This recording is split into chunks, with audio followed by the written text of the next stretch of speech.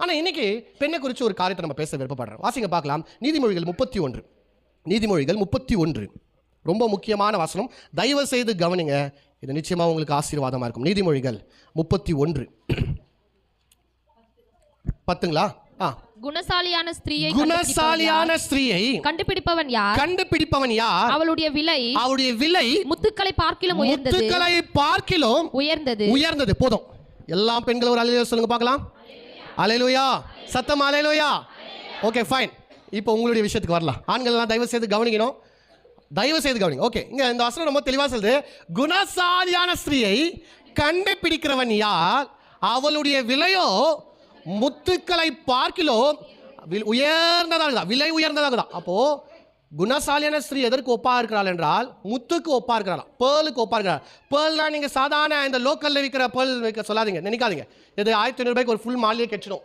அதான் இல்லை இதை பற்றி நான் பேசுகிறேன். அதுக்கு முன்னாடி பாருங்க, மத்தேயு 13ஆம் அதிகாரம், மத்தேயு 13 45 46 வாசிங்க. மத்தேயு 13 45 46.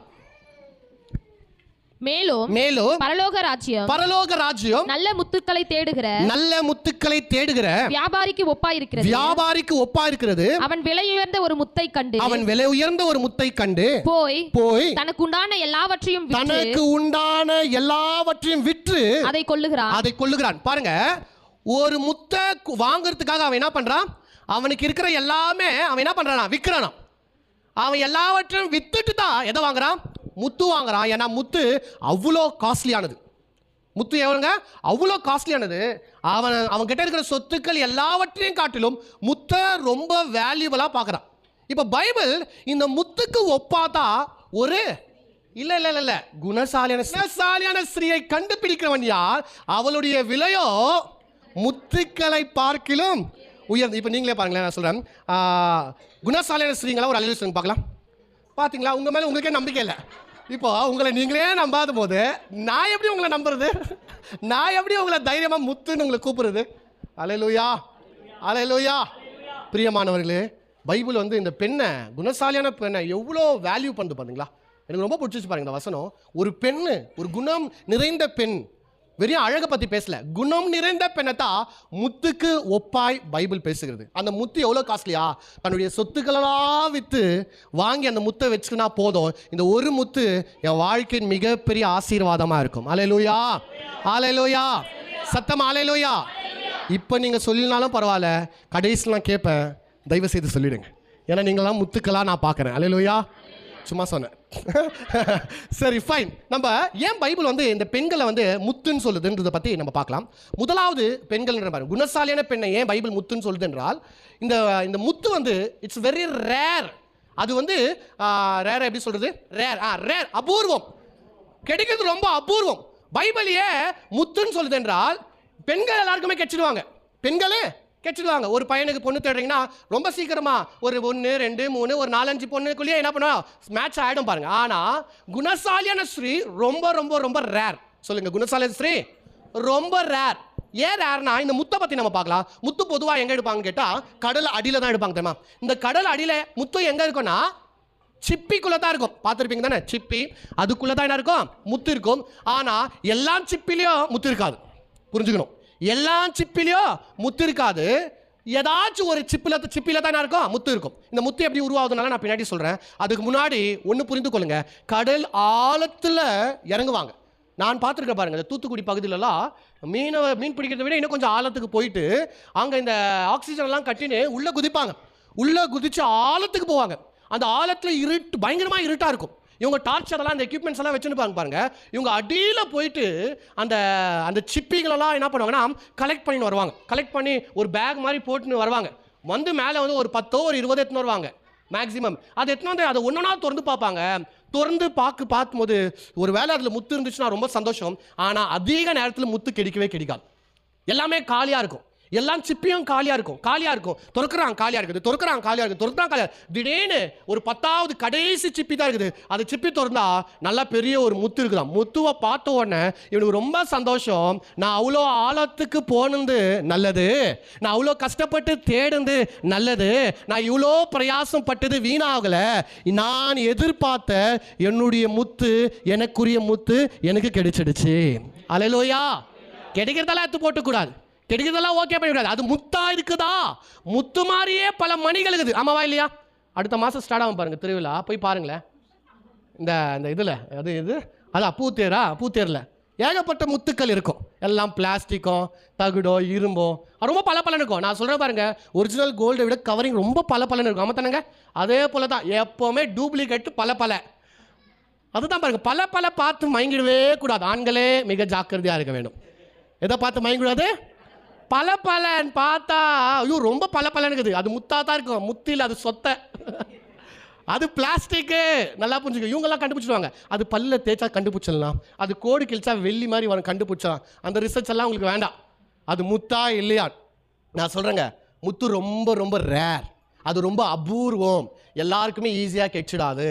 அதை தேட வேண்டும். தேடி கண்டுபிடிக்கும் போது அவனுக்கு கிடைக்கிற சந்தோஷம் இருக்குது பாருங்களா, அது பெருசு. அதுக்கு ஒப்பாத்தா பைபிள் பேசுது.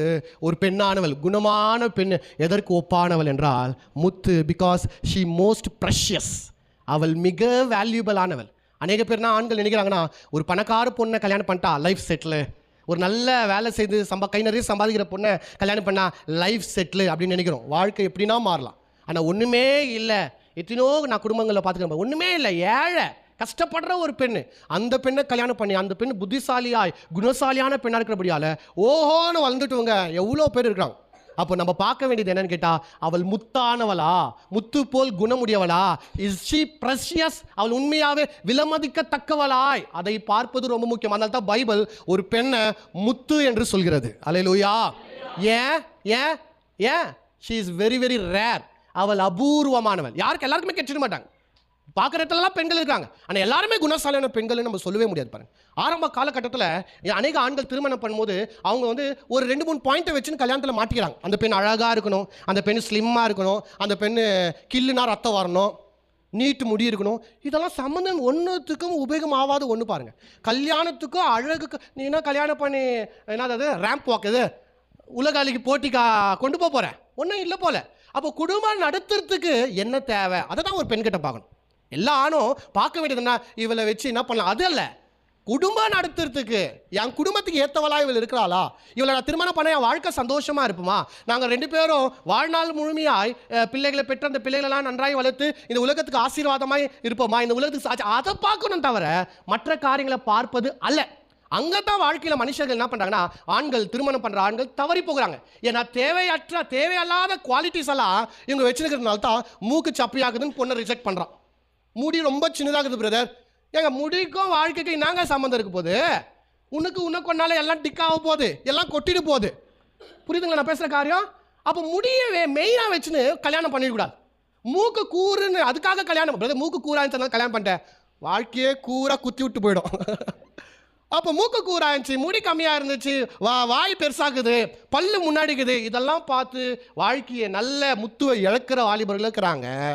எதுவுமே பார்க்காம ஒரு நல்ல பெண்ணை கிடைச்சா போதும்னு சொல்லிட்டு ஒரு சுமாரான பொண்ணை கல்யாணம் பண்ணி சந்தோஷமாக வாழ்கிறவங்களுக்கு கல்யாண வாழ்க்கையில் சந்தோஷம் தான் முக்கியம். ஒரு நல்ல வேலை கிடைக்கலன்னு வச்சுக்கோங்களேன், பணத்தில் கஷ்டப்படுவீங்க, அவ்வளோதாங்க, வேற ஒன்றும் இல்லை. ஒரு நல்ல வீடு கிடைக்கலன்னு வச்சுக்கோங்க, தங்கத்துக்கு கஷ்டப்படுவீங்க, அவ்வளோதான். ஆனால் ஒரு நல்ல மனைவி அமையலன்னு வச்சுக்கோங்க, ஒரு நல்ல கணவன் அமையலன்னு வச்சுக்கோங்க, வாழ்க்கையே முடிஞ்சிச்சு. உங்களுக்கு தெரியுமாங்க, வாழ்க்கையே முடிஞ்சிச்சு. வாழ்க்கை ஃபுல்லாக கசப்பு. அதுவும் நம்மள மாதிரி ஆட்களுக்கு தைரியம் இல்லை. தூக்கி போட்டேன், அவன் வேண்டாடா, ஐயா அவன் வேண்டான்னு போக முடியாது. நம்ம பல்ல கட்சின்னு குடும்பத்துக்காகவும் சொசைட்டிக்காகவும் அவங்களுக்காகவும் இவங்களுக்காகவும் பல்ல கடிச்சு வாழ்ந்து ஆசைகள் நிறைவேற முடியாத, ஏக்கம் நிறைவேற முடியாத எத்தனோ மனைவிகள் சொல்லிக்கிறேன். இத்தனை வருஷம் ஆச்சு கல்யாணம் ஆகி 13 வருஷம் ஆச்சு, ஒரு நாள் என்னை வெளியே கூப்பிட்டு போல. எத்தனோ மனைவிகள் சொல்கிறாங்க, ஒரு நாள் என்ன பண்ணலன்னா வெளியே கூப்பிட்டு இருந்தில்ல. நான் பார்த்துக்கிறேன், ஒரு பாஸ்டருடைய ஒய்ஃப் என்கிட்ட அழுந்து சொல்கிறாங்க, இத்தனை வருஷத்தில் ஒரு வழியில் அவர் என்ன பண்ணியிருந்தில்ல, எனக்கு வாங்கி கொடுத்துருந்தில்ல. எவ்வளோ ஒரு வேதனையான மனைவி, பாஸ்டருடைய ஒய்ஃபு ஒரு வழியில் வாங்கி கொடுத்துருந்தில்ல, சிரிச்சு என்கிட்ட இது வரைக்கும் பேசுந்தில்ல. எப்போவுமே அந்த கொழும் தாளிக்கிற மாதிரியே மூஞ்சி தப்பட்ட கடுக்கு மாதிரியே வெடிக்கிறார், எப்போ பார்த்தாலும் வெடிக்கிறார். பேசும்போது நாயா என்னான்னு தெரில, அவன் எப்போ பார்த்தாலும் கோழிச்சு நீ என்னம்மா முடிஞ்சிச்சு அவ்வளோ, அது 2 ஒன்றா வருது பார்த்தீங்களா. இது என்ன ரகமான நாயே புரியல பிரதர், எப்போவே கொலைக்குது. பிரியமானவர்களே, வாழ்க்கை ரொம்ப முக்கியம். அல்லேலூயா. உங்கள் வாழ்க்கை கர்த்தர் கொடுத்துருக்காரு. ரொம்ப பாவம் நீங்களாம் கல்யாணம் ஆகிட்டு இருக்கிறவங்க, ஒன்றும் பண்ண முடியாது. ஆனால் இப்போ நான் சுதாரிச்சுக்கோங்க, கல்யாணம் ஆகாதுங்க, தயவு செய்து. உங்கள் வாழ்க்கை ரொம்ப நல்லாயிருக்கும். ஆனால் ஒன்றும் ப்ராப்ளம் இல்லை. நீங்கள் மறுபடியுமாய் திருமணம் கல்யாணம் ஆடுங்க, மறுபடியுமாய் ரெஃப்ரெஷ் பண்ணி அந்த வாழ்க்கையை, அதே கணவன் அதே மனைவியை பற்றி பேசுகிறேன், உங்கள் வாழ்க்கையை மறுபடியும் ரிஃப்ரெஷ் பண்ணி வாழலாம். எல்லாத்துக்குமே இருதயம் தாங்க முக்கியம்.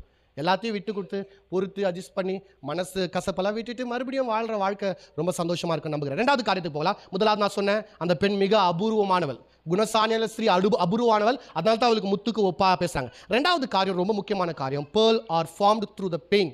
முத்து எப்படி உருவாகுது என்றால் மிகப்பெரிய வழியில் தான் முத்து உருவாகுது. இப்போ கவனிங்க, இந்த முத்து எப்படி உருவாகுதுன்னா, சிப்பி இருக்குது பார்த்தீங்களா, மீன் மாதிரியோ இல்லை பீச்சு ஏதோ ஒரு, அதுக்கும் ஃப்ளெஷ்ஷெல்லாம் இருக்கும் பாருங்கள். அது ஒரு உயிரினம், பூச்சின்றதை விட அது ஒரு உயிரினம். அது வந்து என்ன பண்ணுன்னா, அதுக்கு பசி எடுக்கிற நேரத்தில் அது திறந்து ஏதாச்சும் இருக்கிற சின்ன சின்ன பூச்சிகள், கடலில் இருக்கிற பூச்சிகள், ஏதாச்சும் சின்ன சின்ன மீன்கள் எல்லாம் அது என்ன பண்ணும், சாப்பிடும். இது திறந்து மூடுது பார்த்தீங்களா, மூடும்போது அதுக்கு கை காலெல்லாம் இல்லை நடந்து போகிறதுக்கெல்லாம், அந்த தண்ணியோடைய அலையில் தான் அது இருக்கிற இடத்துல அப்படி இருக்கும் பாருங்கள். அப்போ இது திறந்து மூடும்போது கடல் மணல்கள் இருக்குது பார்த்தீங்களா, அடியில் கூட மணல் தானே இருக்கும். இந்த மணல் துவில்கள், அதான் மணல் டஸ்ட்டு, அந்த மணலெல்லாம் என்ன பண்ணுன்னா அந்த சிப்பியோடைய உள்ளே போயிடும், சிப்பிக்குள்ளே போயிடும். சிப்பிக்குள்ளே போயிட்டு இந்த மணல் என்ன பண்ணுன்னா ரொம்ப டிஸ்டர்ப் பண்ணினே இருக்கும். நம்ம கண்ணில் தூசி விழுந்தா, அது ஏதாச்சும் ஒரு சின்ன ஒரு மணல் துண்டு விழுந்தா அது எப்படி நம்மளை அறுத்துனே இருக்கும். பார்த்துருக்கீங்க தானே, கண்ணெல்லாம் தேய்ப்போம், தண்ணி வாரி அடிப்போம், இப்படி வச்சு யாருன்னா வந்து ஊது சொல்லுவோம், என்னென்னவோ பண்ணுவோம், அது நம்மளை அறுத்துனே இருக்கும், அது டிஸ்டர்பன்ஸாகவே இருக்கும். என்னடா இதுன்ற மாதிரி டிஸ்டர்பன்ஸ் இருக்கும். இது போல் மணல் வந்து அந்த சிப்பிக்குள்ளே போயிட்டு டிஸ்டர்ப் பண்ணினே இருக்கும். அப்போ அந்த சிப்பிக்கு ரொம்ப இரிட்டேட் ஆகினே இருக்கும். இரிட்டேட் ஆகுறதுனால கடவுள் அதுக்குள்ளே ஒரு விதமான திரவியத்தை வச்சிருக்கிறார். அது என்ன பண்ணுன்னா ரிலீஸ் பண்ணுமா, ஒரு எச்சையை போல அல்லது வேறு ஏதோ லிக்விட் டைப்பில் ஏதோ ஒரு திரவியத்தை வந்து அது அந்த மணல் மேலே ரிலீஸ் பண்ணுமா. ஏன், அது ஹர்ட் ஆகக்கூடாதுன்னு சொல்லிட்டு. அப்போது அது ரிலீஸ் பண்ண அந்த மணலும், அந்த கொஞ்சம் மணலும் இந்த திரவியமும் ஒன்றா சேர்ந்து ரெண்டும் அங்கே அறுக்க ஸ்டார்ட் ஆகும். அப்படியே தேஞ்சி ரெண்டும் ஒன்றா சேர்ந்து பல நாட்கள், பல வருடங்கள் அது என்ன தேஞ்சு கொண்டே இருக்கும். எது, மணலும் அந்த திரவியமும் ஒன்றா தேயத்தா பல வருடங்களுக்கு அப்புறம் அது முத்தா மாறும். எப்படிங்க, ஒரு நாள் ப்ராசஸ் அல்லங்க இது, ஒரே நாள். அது கூட சைனாக்கார கண்டுபிடிச்சிட்டான், ஆனால் அது ஒரிஜினல் இல்லை. ஆனால் உண்மையான முத்து உருவாகணும் என்றால் பல வருடங்கள் ஆகும். அது எப்படி உருவாகுது, வலியில் உண்டாகுது. வலியில் தான் ஒரு முத்து உருவாகுது பாருங்க. இவ்வளோ பயங்கரமான ஒரு சத்தியம் பாருங்க. சும்மா வெறுமனை கிடைக்கல பாருங்க. ஒரு வெறுமனே ஒரு குணசாலியான ஸ்திரீ வந்துட மாட்டான், ஒரு வெறுமனே ஒரு குணம் படைத்தவள் வந்துட மாட்டான். இன்னைக்கு இருக்கிற எல்லாரையும் நான் சொல்ல, இன்னைக்கு இருக்கிற அநேக பெண்களுக்கு அரகண்ட், திமிரு, அநேக பெண்களுக்கு ஈகோ, அநேக பெண்களுக்கு வந்து ஒரு விதமான கர்வம், அநேக பெண்களுக்கு ஒரு மாதிரி நான் தான் அப்படின்ற ஒரு தலகானம். இந்த மாதிரி அநேக பெண்களை நம்ம என்ன பண்ணுறோம், பார்க்குறோம். பெண்கள் வளர்ச்சியை நம்ம தடுக்க விருப்பப்படல, பெண்கள் வளரக்கூடாதுன்னு நம்ம சொல்ல வரல. ஆனால் அவள் நல்ல குணம் படைத்தவளாக இருக்க வேண்டும். நான் சொல்கிறேன், ஒரு படிப்பு என்ன தரணும் என்றால் அந்த பெண்ணுக்கு ஞானத்தை தரணும், ஆமாவா இல்லையா, அறிவை தரணும், ஆமாவா இல்லையா. படிக்க மூளை பெருசாகணும், படிக்க அறிவு பெருசாகும். ஆனால் படிக்க நீங்கள் பாருங்கள், திமிர்தான் அதிகமாகும். ஏன், அது உண்மையான படிப்பு இல்லை, இட்ஸ் ஜஸ்ட் அ டிகிரி. படிக்கிற ஒரு பெண்ணுக்கும் படிக்கிற ஒரு ஆணுக்கும் பெரியவங்க முன்னாடி எப்படி ஒழுக்கமாக பேசணுன்றது தெரியும். படிப்பாதவங்களுக்கு கற்று தருக்குது, ஆமாவா இல்லையா. ஒரு பாமர, ஒரு கிராமத்தால், அவனுக்கு தெரியல ஒரு பெரியவங்க முன்னாடி எப்படி பேசணும்னு தெரில, ஒரு பெரியவங்க முன்னாடி எப்படி உக்காரணும்னு தெரில. ஆனால் படித்தவங்களுக்கு என்ன பண்ணோம், அதுதான் மேனஸ். ஆனால் நம்ம அநேக பேர் நினைக்கிறேன்னா, நான் ஜாஸ்தி படிச்சுட்டேன், நான் வந்து டிக்டேட்டரு, நான் வந்து அரகண்டாக இருப்பேன், நான் பெரிய ஆள். நான் சொல்கிறேங்க, அதிகம் படிக்க ஒழுக்கம் அதிகமாக வரும். அதிக படிக்க டிசிப்ளின் அதிகமாக வரும். அதிக படிக்க மேனஸ் அதிகமாக ஆக வேண்டும். அதுதான் வேதம் நம்மளுக்கு கற்று தருகிற ஒரு காரியம். அல்லேலூயா. அப்ப பிரியமானவர்களே, இந்த குணசாலியான ஸ்திரீ வழியில உருவாகிற ஒன்று தான் முத்து. அதுதான் வேதம் சொல்லுது. குணப்படைத்தவள் எப்படியாப்பட்டால் அவள் மிகப்பெரிய வழிகளை கடந்து வருகிறாள். குடும்ப கஷ்டம், அதுலேருந்து வெளியே வருகிறார். நான் காலையில் வந்து ஒரு வீடியோவை பார்த்துருந்தேன், ஒரு சின்ன பெண்ணை பற்றி. அந்த பெண்ணு வந்து 8வது படிக்குதான். அந்த பெண்ணுக்கு அம்மா செத்துருக்குறாங்க, சின்ன வயசுல அவங்க அம்மா செத்துருக்குறாங்க. 5வது படிக்கும் போது அவங்க அப்பா மிகப்பெரிய குடிக்காராம். அந்த 8 வயசு பொண்ணு வந்து காலையில் 3 மணிக்கு எழுந்துக்குதான். காலையில் 3 மணிக்கு எழுந்து 3லேருந்து 5 மணி வரைக்கும் படிக்கிறாங்களாம். 3லேருந்து 5 மணி வரைக்கும் படிச்சுட்டு 6 மணிக்கு ஒரு வீட்டு வேலை செய்கிறாங்களாம். 7 மணிக்கு ஒரு வீட்டு வேலை செய்கிறாங்களா. 7 மணிலேருந்து 8 மணி ஒரு வீட்டு வேலை சேர்ந்துட்டு 8 மணிக்கு மணி வந்து குளிச்சுட்டு ரெடி ஆகிட்டு 10 மணிக்கு என்ன பண்ணுறாங்களா, ஸ்கூலுக்கு போகிறாங்களா. இந்த 8 வயசு பொண்ணுக்கு வந்து ஒரு தம்பி ஒரு தங்கச்சிக்கிறாங்களாம். இவங்க 2 பேர், இவங்க எல்லாருமே எங்கே படிக்கிறாங்க கேட்டால் ப்ரைவேட் ஸ்கூலில் படிக்கிறாங்க. எப்படி காசு வருதுன்னு கேட்டால், நான் வீட்டு வேலை செய்து சம்பாரிச்சு நான் கவர்மெண்ட் ஸ்கூல் போய் இந்த 2 பசங்களை நான் என்ன பண்ணேன்னா ப்ரைவேட் ஸ்கூலில் படிக்க வைக்கிறேன்னு சொல்லிட்டு 2 பேருடைய அக்கா 8 வயசு பொண்ணு சொல்லுது பாருங்க. அவங்க வந்து அந்த ஊருக்கு ஒரு பெரிய ஆள் வந்தாங்களாம். இந்த பொண்ணு போய் உதவி கேட்கலையா, எங்களை படிக்க வைங்க, காசுன்னு கேட்கலையா. அவங்க கேட்டாங்களா, சார் நான் வந்து படித்து முடிச்ச உடனே வேலை கிடைக்கிற மாதிரி ஒரு படிப்பு சொல்லுங்கள், எந்த படிப்புனா சொல்லுங்கள், நான் கஷ்டப்பட்டு படிச்சிடறேன், ஆனால் அந்த படிப்பை முடிச்ச உடனே நான் வேலைக்கு போகணும். ஏமா அப்படின்னா, இல்லை நான் வேலைக்கு போனால் தான் என் தங்கச்சி என் தம்பியும் காப்பாற்ற முடியும் அப்படின்னு சொல்லிட்டு அவள் சொல்கிறாளாம். அப்போ காலையில் 3 மணிக்கு எழுந்துச்சு 5 மணி வரைக்கும் படித்து 5லேருந்து 6 6லேருந்து 7 ஒரு வீடு, 7லேருந்து 8 ஒரு வீடு வேலை செய்துட்டு ஸ்கூலுக்கு போயிட்டு வந்து சாயந்தரம் அவங்க தங்கச்சி தம்பிங்களெல்லாம் பார்த்துன்னு சாப்பாடெல்லாம் அந்த பிள்ளைகளுக்கு செய்து வச்சு ஒரு 8வது படிக்கிற ஒரு பொண்ணு, 8வது படிக்கிற ஒரு பொண்ணுக்கு எவ்வளோ, ஒரு 12 வயசு இருக்குமா. அப்போது இந்த பெண் நாளைக்கு ரொம்ப அருமையாக இருப்பா. காரணம் என்ன, வலியிலேருந்து உருவாகிருக்கிறான். நம்ம வீட்டில் இருக்கிற பொண்ணு பருப்பு குழம்பு இன்னைக்கும் வேண்டாம் எனக்கு சோறு, இதை தட்டிலே அடிக்கணும், தள்ள மேலே அடிக்கணும் தட்டில்.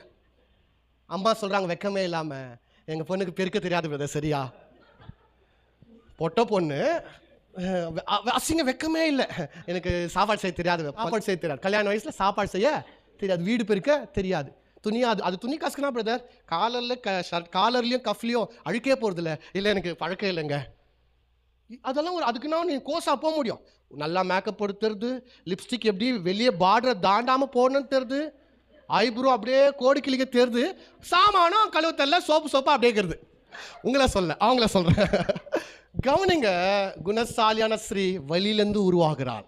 வலியிலேருந்து பெயின், அநேக வலியை கடந்து வருகிறான். இன்றைக்கி எத்தனையோ குணசாலிகள் என்ன தெரியும் பாருங்கள், வலி வேதனை, எல்லாராலையும் கைவிடப்பட்ட ஒரு நிலைமை, யாருமே சப்போர்ட் பண்ண இல்லை, ஆனாலும் மனசை தளர விடாமல் நான் இந்த வாழ்க்கையை வாழ்வேன். எவ்வளோ பேர் நான் பார்த்துக்கிறேன், ஒழுக்கமான வாழ்க்கை, கணவன் சின்ன வயசில் மறித்து போயிருந்தாலும் தன் பிள்ளைகளை அழகாக வளர்த்துக்கிறாங்க, ஒழுக்கத்தில் வளர்த்துருக்குறாங்க, வேறு யாரையும் ஏறெடுத்து பார்க்காதபடி தன் வாழ்க்கையும் தன் கற்பையும் தன்னுடைய ஒழுக்கத்தையும் காத்து மேலே வந்திருக்கிறவங்க எவ்வளோ பேரை நான் அறிவேன். காரணம் என்ன, குணம். அதுதான் எப்படி குணம் வந்துச்சு, அநேக வலியை அவள் கடந்து வருகிறான், அநேக அவமானத்தை கடந்து வருகிறான், அநேக நோவுகளை கடந்து வருகிறான், சொசைட்டியை பார்த்து வேதனை பட்டு இல்லை நான் விழ மாட்டேன், நான் விட்டு கொடுக்க மாட்டேன். அந்த முத்து அப்படி தாங்க, என்னடா இது வாழ்க்கை அர்த்தனே கதை, வலிச்சுனே கதை, செத்து போகலாம். இல்லை, நீங்கள் வலியை சகித்து கொண்டால்தான் முத்து வரம் சிப்பிக்கு தெரியும்.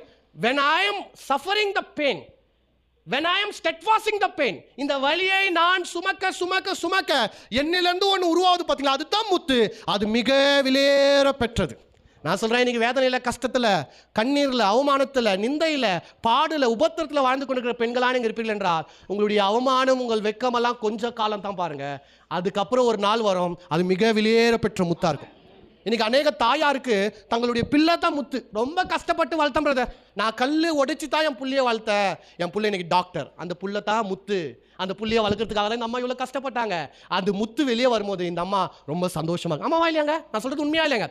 அப்போது குணசாலியான ஸ்ரீ முத்துக்கு ஏன் அடையாளம் என்றால், முதலாவது அவள் மிக அபூர்வமானவள், ரொம்ப எல்லாருக்கும் கிடைச்சிடாது, அபூர்வமானவள். 2வது அவள் வலியிலிருந்து உருவாக்கப்படுகிறாள். அல்லேலூயா, வலியிலிருந்து உருவாக்கப்படுகிறாள் என்று பார்க்குறோம். 3வது காரியத்துக்குள்ளாய் நம்ம போகிறோம்.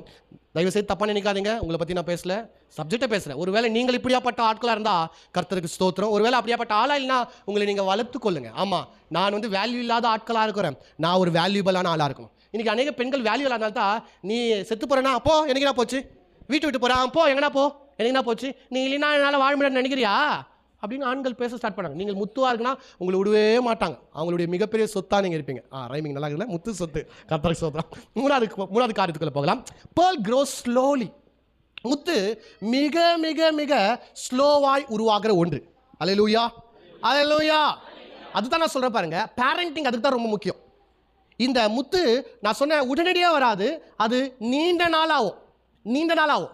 எவ்வளோ நல்ல பெண் என்று நடித்தாலும் ஒரு நாளில் அது வெளியே வந்துடும். ஆமாவா இல்லையாங்க, நடிப்பு வெளியே வந்துடும், ஆனால் உண்மையான குணம் வந்து என்றைக்குமே மாறாது. ஆமாவா இல்லையா, அதுதான் சொல்கிறேன், the character is a great wealth to us. குணம்க்குது பார்த்தீங்களா, அந்த குணம் கேரக்டர் தான் மிகப்பெரிய சொத்து. நான் அதுதான் சொல்கிறேன். வெள்ளிக்கிழமை நீங்கள் வந்து பாருங்களா, அங்கே அருமையான வெற்றிகரமான வாழ்க்கையை பற்றி பேசி கொண்டிருக்கிறோம். ஒரு மனிதனுக்கு தேவையான மிக முக்கியமான வெற்றி என்னதாங்க, he must be successful in his character. பணத்துக்காகவும் பொண்ணுக்காகவும் பொருளுக்காகவும் கேரக்டர் நம்ம இழந்துடக்கூடாது, கேரக்டரை நம்ம மாற்றிக்க கூடாது, நம்முடைய கேரக்டர் கரெக்டாக இருக்கணும். அதனால தான் கோல்டு கலர் இந்த கேரக்டர் சொல்கிறாங்க பார்த்தீங்களா, அது ரொம்ப முக்கியம். தரம், கேரக்டர்னா என்னது? தரம். என்னைக்குமே நம்முடைய தரத்தை இழக்கவே கூடாது. தரத்தை இழந்து ஒரு சில சில சில சின்ன சின்ன காரியத்தில் நம்ம தரத்தையே நம்ம விட்டுருவோம். அது சின்ன சின்ன விஷயத்தில் நல்ல ஆள் தான், சில நேரத்தில் கோவத்தில் டக்குன்னு வார்த்தை விட்டோன்னே நம்ம தரம் என்ன ஆகுது? சர்ன்னு கீழே வந்தது. ஆக்சுவலி நீங்கள் அப்படியாப்பட்ட ஆள் இல்லை, நல்ல பெண் தான். ஆனால் இந்த கோபம் என்ன பண்ணுது? ஃப்ரஸ்ட்ரேஷன் என்ன பண்ணுது? வெறுப்பு என்ன பண்ணுது? ஒரு ஒரு ஒரு ஒரு ஒரு மிகப்பெரிய ஒரு உள்ளுக்குள்ளே இருக்கிற அந்த வெறி கோவத்தெல்லாம் வார்த்தையின் வழியில் டக்குன்னு கொட்டிடுறோம். நம்முடைய தரம் குறைந்து போகுது. அதனால தான் சொல்கிறேன், பெண்கள் சும்மா சும்மா சும்மா அழுவவே கூடாது. நீங்கள் நினைக்கிறீங்க உங்களுடைய வெப்பன் வந்து அழுகிறது, அழுந்தா எல்லாத்துலேருந்து எஸ்கேப் ஆகலாம், அழுந்தா எஸ்கேப் தப்பிச்சிடலாம். இல்லை இல்லை, அழுகிறது வந்து நீங்கள் எமோஷ்னலாக வீக்குன்றது காமிக்குது. எமோஷ்னலாக வீக்குன்னு காமிக்கிறது. சும்மா சும்மா சும்மா அதனால தான் அநேக ஆண்கள் பிரதர் சும்மாவே அழுதுறா பிரதர், நீலி கண்ணீர் பிரதர். எப்போவுமே எப்படி தான் தண்ணி ஸ்டாக்ல இருக்குதுன்னு சொல்ல சில பேர் மாலை மேலையா தப தப தப தப தப தப தப தப தப ஊற்றினே இருக்கும். அது ரொம்ப தவறான ஒரு காரியம். பெண்கள் புரிஞ்சுக்கணும், you must be very strong. எந்த சூழ்நிலையும் நான் அழுவ மாட்டேன். ஏன்னா எமோஷனை கட்டுப்படுத்துகிற ஒரு மிகப்பெரிய வல்லமை உள்ளவர்களாக நீங்கள் இருக்க வேண்டும். எமோஷனை கட் பண்ணினா கண்ட்ரோல் பண்ண முடியலன்னு வச்சுங்க, பிரேக் ஆகிட்டீங்க எல்லாத்துக்குமே. ரொம்ப மென்மையான ஒரு பாத்திரமாக இருக்கிறீங்க. அப்போ ஒரு பெண் வந்து அவள் முத்தா இருக்கிறது உடனடியாக ஆகிற ஒரு காரியம் அல்ல. ஒரு கேரக்டரை வளர்க்கணும்னா, ஒரு கேரக்டர் உருவாகிறது என்றால் நாளைக்கு யோசிச்சு நேற்று யோசிச்சு இன்றைக்கே முடிவு பண்ணுறது அல்ல. அது ரொம்ப நாள் ஆகும். அதனால தான் பேரண்டிங் ரொம்ப முக்கியம் சொன்னேன். உங்கள் பிள்ளைங்க சின்ன வயசுலேருந்தே அவங்களுக்கு கற்றுத்தரணும். எப்படியா ட்ரெஸ் பண்ணணும்னு கற்றுத்தரணும், பெரியவங்ககிட்ட எப்படி பேசணும்னு சொல்லிட்டு கற்றுத்தரணும், எப்படி நடந்து கொள்ள வேண்டும் கற்றுத்தரணும். நீங்கள் வேலை செய்யும்போது நீ போய் படிமா, நான் எல்லாம் சேர்ந்து வச்சிடறேன், அது ரொம்ப தப்பு. ஒரு தாய் தன் பிள்ளையை சரியாய் வளர்க்காமல் போகிறபடியால் தான் இன்னைக்கு சொசைட்டியில் அநேக தவறுகள் நடந்து கொண்டிருக்குது. பிள்ளைங்க கிட்ட அம்மா அப்பா உட்காந்து பேசணும், யார் கூட பழகணும், யார் கூட பழகக்கூடாதுன்னு பிள்ளைங்களுக்கு பெற்றவங்க கத்தரணும். உங்கள் பிள்ளைங்களுடைய ஃப்ரெண்ட்ஸ் எல்லாம் உங்களுக்கு தெரியுமா? உங்கள் பிள்ளைங்க யார் கூட டெய்லி சேட் பண்ணுறாங்க உங்களுக்கு தெரியுமா? உங்கள் ஃப்ரெண்டு உங்கள் பிள்ளை யார் கூடலாம் பழகுறாங்க தெரியுமா? தெரியல என்றால் ரொம்ப வேதனையான ஒரு காரியம். அவங்களுக்குள்ள ஒரு நல்ல ஃப்ரெண்ட்ஷிப்பை வளர்த்துக்கொள்ளுங்க, நல்ல புத்தியை கற்றுத்தாங்க. ஏன்னா உங்களுடைய வயசு அவங்களுக்கு இல்லை, உங்களுடைய அனுபவம் அவங்களுக்கு இல்லை. அவங்க வாலிப வயசில் பார்க்குறதெல்லாம் அழகாக அவங்களுக்கு தோணும். பேசுகிற பையனுங்கெல்லாம் நல்லா பார்த்துப்பா, நல்லா இருக்கிற பையன்ற ஒரு பிம்பம் அவங்களுக்கு. அவங்க ஆக்சுவலாக அவங்க தப்பு சொல்ல முடியாது. அந்த வயசு கோளாறு, அந்த வயசுனால பிள்ளைங்களுக்கு தெரியல. அதனால தான் பெற்றோருடைய இன்ஸ்ட்ரக்ஷன் தேவை. வாலிப வயசில் இருக்கிற பெண்ணை உட்கார வச்சு நம்ம கற்றுத்தரணும். இப்படியெல்லாம் இருக்குமா, நீ ஸ்கூலுக்கு போகும்போது இது பண்ணாத அது பண்ணாத, ஸ்ட்ரிக்ட் பண்ணால் கரெக்டாக இருக்கும்னு நினைக்கிறீங்களாங்க? நான் சொல்கிறேன், அடிக்கிறதுனால ரொம்ப ஸ்ட்ரிக்டாக வச்சுக்கணும்ல, ஃபோனே வாங்கி தருது இல்லை நான் அப்படின்னா நல்ல பொண்ணாக இருக்குமான்னு கேட்டால் கண்டிப்பாக இருக்கவே இருக்காது. நான் தான் வெள்ளிக்கிழமை சொன்னேன், ஆமாம் ஆற்ற கெடுக்கும் ஊரை கெடுக்கும். கண்ட்ரோல் பண்ணி வச்சுருந்தா வேலைக்கே ஆகாது. கண்ட்ரோல் பண்ணுறது இல்லை, அவங்களுக்கு அதை புரிய வைக்கணும்.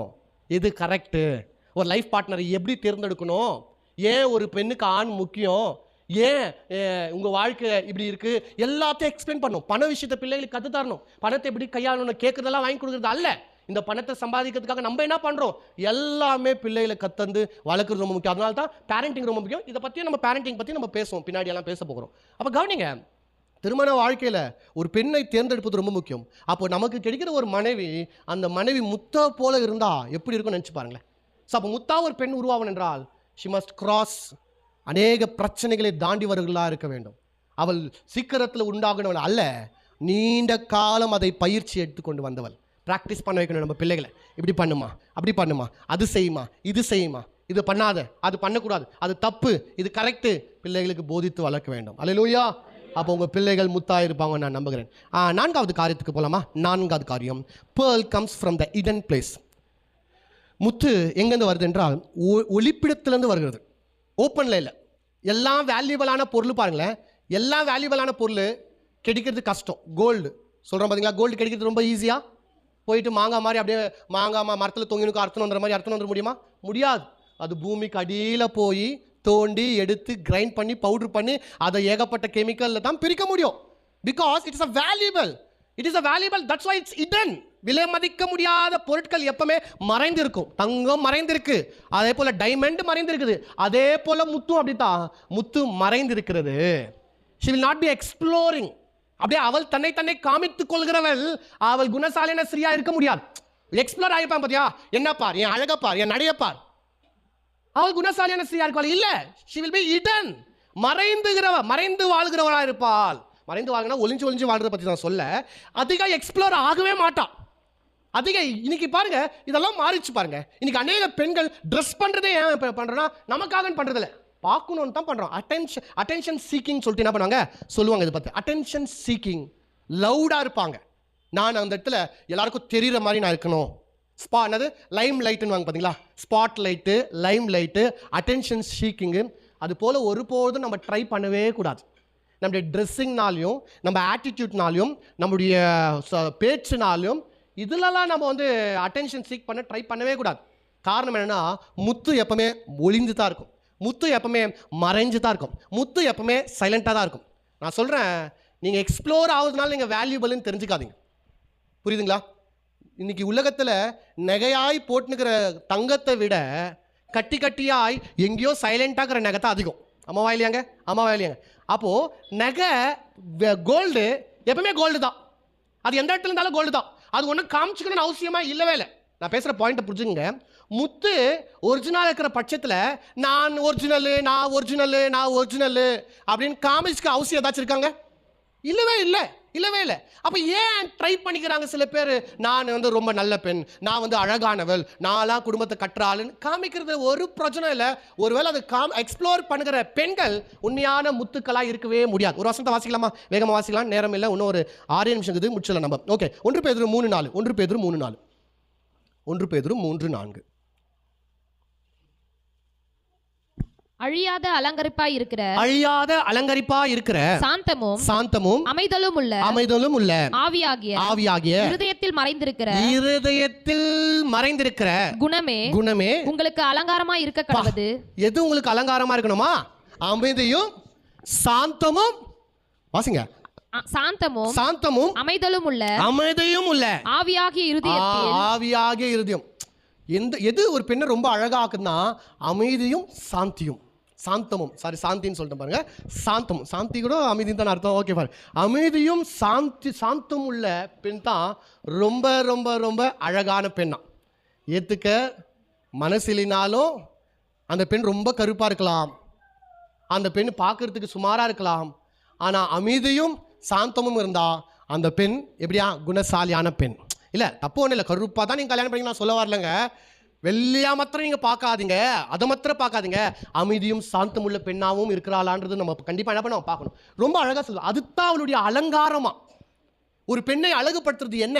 நல்ல ஒரு புடவை கட்டிட்டா அழகாக தெரிவா, நல்ல ஒரு ஆர்னமெண்ட் ஜுவல்ஸ் போட்டால் அழகாக தெரிவா. இங்கே பைபிள் சொல்கிறது, இவை எல்லாத்தையும் விட ஒரு பெண் எப்போத்தையும் அழகாக தெரிவா. அவளுடைய உண்மையான அலங்காரம் எதுன்னு கேட்டால் அமைதியும் சாந்தமும்.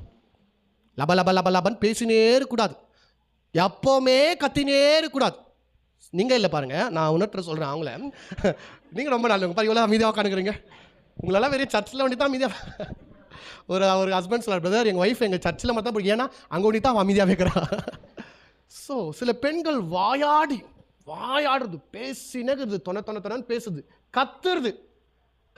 சும்மா எங்கள் கிச்சனுக்கும் ஆளுக்கு அழுதுறோம், ரொம்ப பக்கத்தில் தான் லபன் கத்துறது, சத்தமாக கத்துறது. அது அல்ல. வேதம் சொல்லுது அமைதியும் சாந்தமும். வாவ், அமைதியும் சொல்லுங்க எல்லா பெண்களும், அமைதியும் சாந்தமும். சாந்தமாக சொல்லுங்க, அமைதியும். அத்தை கூட அமைதி சாந்தம், அமைதியும் சாந்தமும். அப்படியே மெயின்டைன் பண்ணிங்க. ஓகே, ஃபைனலாக ஒரு காரியத்துக்கு போகலாம். ஃபைனலாக 4வது காரியம் நம்ம என்ன பார்த்தோம்? இல்லை, பெண்ணானவள் எங்கே இருப்பா? She will not be explore.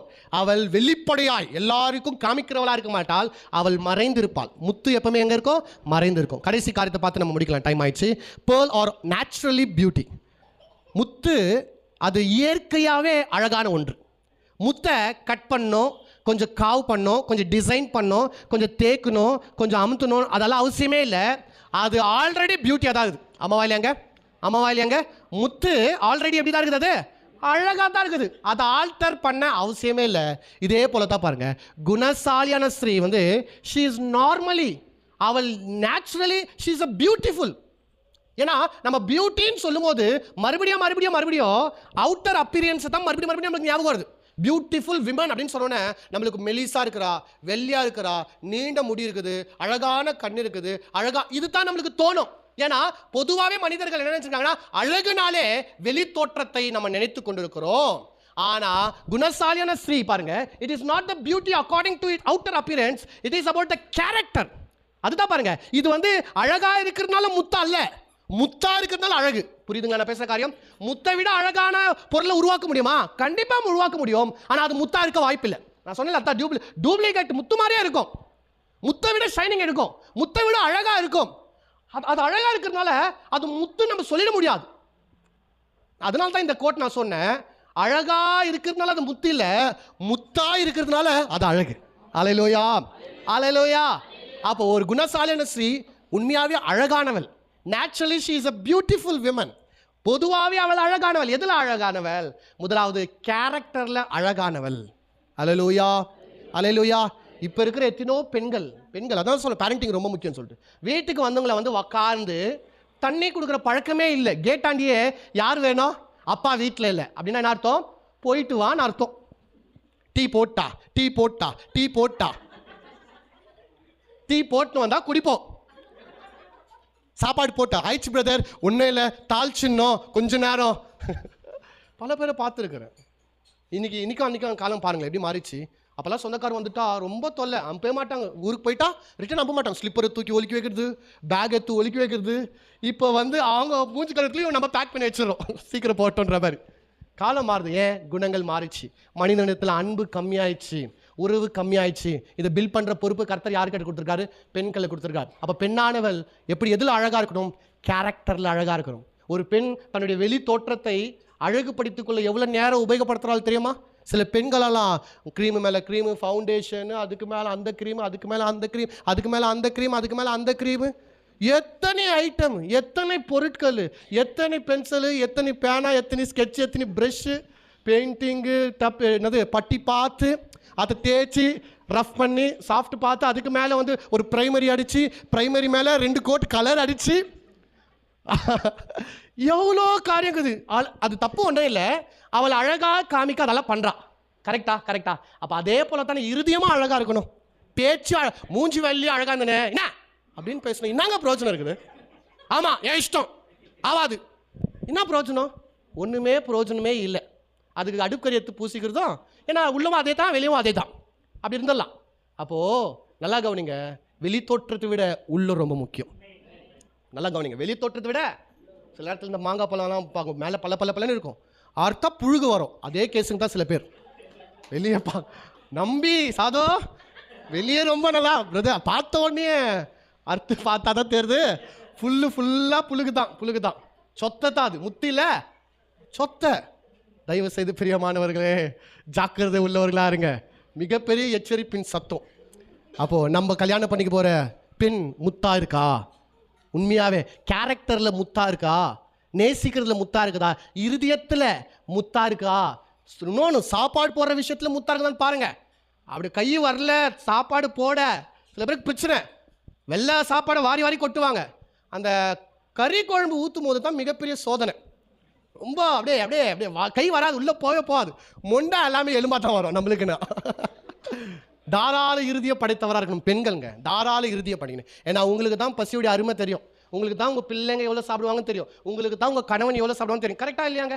நீங்கள் பாருங்கள், நீங்கள் சாப்பாடு போட்டு கொடுக்குறது உங்கள் கணவனுக்கு கரெக்டாக இருக்கும். அவரை போட்டு சாப்பிடுங்கன்னு சொல்லுங்களேன், அவருக்கு அது கூட போட்டு அவருக்கு எவ்வளோ தெரியாது. ஜாஸ்தி போட்டுப்பார் தெரியாமல், இல்லை கம்மி போட்டுப்பார்.